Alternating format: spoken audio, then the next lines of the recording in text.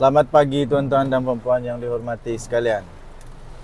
Berhati-hati di jalan raya, terutamanya sekarang di KK musim hujan. Pagi-pagi sudah hujan, sekarang hujan. Okey. Tuan-tuan dan puan-puan yang dihormati sekalian. Orang nampak Anwar Ibrahim masih Perdana Menteri. Tapi dalam gelap siapa sebenarnya yang tengah susun langkah ambil alih? UMNO pula makin gelisah. Bersatu pula belum mati. Pas senyap tak gerak, tapi sebenarnya gerak bawah tanah. Wow, itu memang hukap yang hebat. Untuk anda terus bersama dalam video kali ini. Tapi saya ingin kongsikan anda satu produk Transfer Factor daripada For Life Research Malaysia Sendirian Berhad. Okey. Transfer Factor ini Transfer Factor ini boleh meningkatkan imun badan sehingga 437% kekuatan imun badan boleh dipertingkatkan. Ini adalah kajian saintifik ya. Bukan hanya sekadar retorik cerita tentang testimonial, tidak. Saya kurang percaya dengan testimoni, tapi saya percaya dengan kajian saintifik. Bagi anda yang ada masalah buah pinggang, kencing manis, darah tinggi, gout, GERD, cyst, kanser dan sebagainya, anda sangat memerlukan imun badan yang kuat. Dengan Transfer Factor tadi, imun badan anda boleh dipertingkatkan sehingga 437% kekuatan tubuh badan. Jadi adalah peluang untuk badan menjadi kuat dan badan pun boleh sembuhkan badan sendiri. Okey, tuan-tuan dan puan, kita teruskan. Dalam UMNO, Anwar masih Perdana Menteri.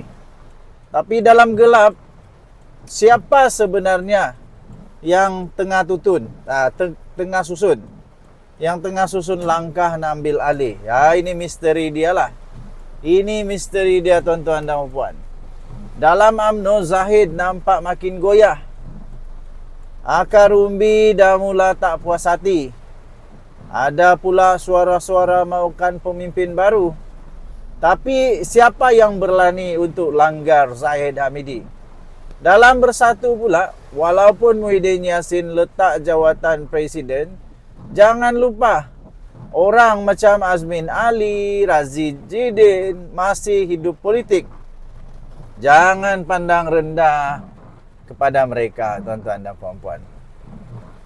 Dan dalam Pakatan Harapan pula, Anwar nampak stabil. Tapi sampai bila? Ada orang muda dalam PKR tengah tunggu lama, tengah tunggu masa yang sesuai. Di dalam DAP pula, suara generasi baru macam Sarezan Johan, Howard Lee semakin kuat. Jangan lupa, Deep State masih main peranan. Siapa bakal Perdana Menteri lepas Anwar? Game belum habis. Langkah seterusnya akan datang dari siapa yang kita tak sangka. Jadi tuan-tuan dan puan, siapa bakal jadi Perdana Menteri Malaysia yang seterusnya? Dalam politik Malaysia yang nampak kuat belum tentu kekal. Semua parti sedang main catur. Tuan-tuan dan puan-puan, pada pendapat anda, siapa yang bakal tiba-tiba naik kuasa? Siapa yang bakal tiba-tiba menjadi Perdana Menteri yang tak disangka-sangka? Siapa yang bakal tiba-tiba berkuasa? Kita nantikan. Denyut nadi Suara Rakyat bergema di channel ini. Jangan lupa tekan butang subscribe, like dan share. Malaysia kita punya, cintai Malaysiaku, kita jaga kita. Bye. Salam sejahtera, selamat pagi tuan-tuan dan puan-puan yang dihormati sekalian. Terima kasih kerana terus bersama dalam channel saya untuk mengupas isu-isu politik secara jujur, secara ikhlas, secara bebas. Dan pastinya kita mau analisis yang berfakta, ya. Baik. Tuan-tuan dan puan-puan yang dihormati sekalian, Semalam, kemarin, ada orang tanya kepada saya, kemana arah tuju UMNO selepas ini? Of course, ramai orang mempunyai persepsi yang masing-masing mengenai nasib UMNO selepas ini. Sebab UMNO sekarang bukan lagi UMNO yang dulu. Kalau dulu punya UMNO, kita bagi tiang kelapa untuk bertanding pun boleh menang. Kita bagi batu jadi calon pun boleh menang. Tapi sekarang tidak lagi. Dibuktikan pada PRU yang lalu, mereka tidak pun sampai 30 kerusi. Okey, jadi tuan-tuan dan puan-puan, tajuk kita hari ini, ke mana arah tuju UMNO selepas ini? Ke mana arah tuju UMNO selepas ini? Tapi sebelum itu saya ingin perkenalkan satu produk kesihatan. Ini adalah Transfer Factor Advance daripada For Life Research Malaysia Sdn Bhd. Bagi anda yang memang ada penyakit kencing manis, gout, darah tinggi, 3 serangkai. Orang-orang tua tahulah 3 serangkai ni. Yang dah kena stroke, yang ada sakit buah pinggang, yang ada buasir, yang ada sakit kelemahan tubuh, batin lelaki, perempuan yang susah untuk dapat anak, kanser, apa saja penyakit yang disebabkan oleh imun badan yang lemah, mari sama-sama makan Transfer Factor Advance. Boleh meningkatkan sehingga 400 kali ganda kekuatan imun badan. Sudah dibuktikan secara saintis, termasuk dalam PDR. PDR adalah buku reference para doktor, termasuk di sana. Jadi dia sangat bagus. Okey, bagi anda yang betul-betul mau, sila telefon saya atau WhatsApp saya. Jangan SMS.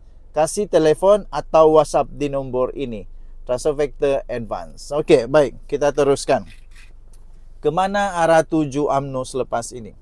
Tuan-tuan dan puan-puan yang dihormati sekalian, UMNO, parti yang pernah menjadi tunjang kuasa Melayu dan teras pemerintahan Malaysia lebih 60 tahun, kini berada di persimpangan paling gentir di dalam sejarahnya. Soalnya sekarang, kemana hala tuju UMNO selepas ini? Tuan-tuan dan puan-puan, ini realiti semasa UMNO.